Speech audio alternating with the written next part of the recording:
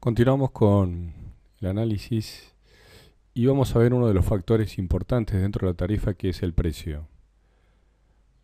El precio es uno de los determinantes de acuerdo al servicio que nos están ofreciendo en tiempo, comodidad, seguridad. Son características que valora el usuario o el cliente. De ahí sale el concepto de valor. Es un concepto bastante subjetivo y bastante difícil de determinar por parte de las empresas. Un poco los precios dentro de transportes del mismo modo son bastante semejantes o similares, tratando de competir unos con respecto al otro. Una misma empresa puede tener dos precios para el mismo servicio de viaje, al mismo origen y destino final. Y ofrecer, por ejemplo, un coche semicama o un coche cama.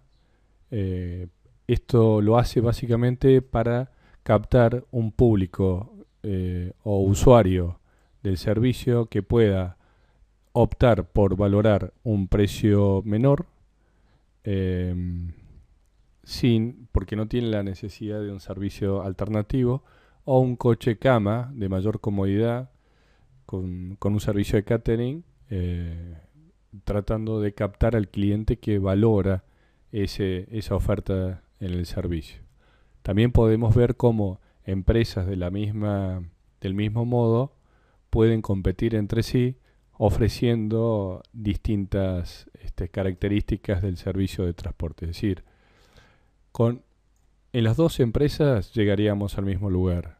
Ahora, hay una valoración por parte del usuario de las características del servicio de una y la otra que justifican el pago o no de una alternativa a otra.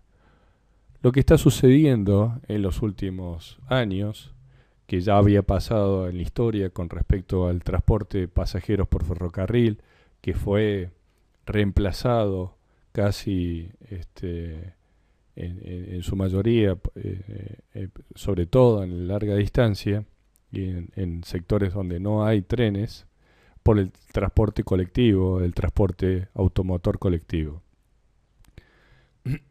Lo que está sucediendo en estos años es que hasta hace poco tiempo había una gran diferencia en el precio de una tarifa en un modo superior, o en un modo más rápido, pero había una gran diferencia en el precio que había que pagar entre uno y otro. Esto hacía que a la hora de decidir el usuario siempre optara dentro del mismo modo.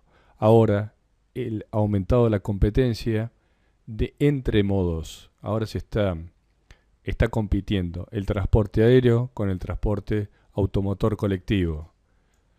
¿Cómo se logra esto? Bueno, han aparecido las empresas que conocemos, llamadas low cost en el transporte aéreo, que identificaron que sacando algunos de los servicios que presta una línea de transporte aéreo normal, se reducían sus costos y eso podía repercutir en el precio final que le proponían a un usuario.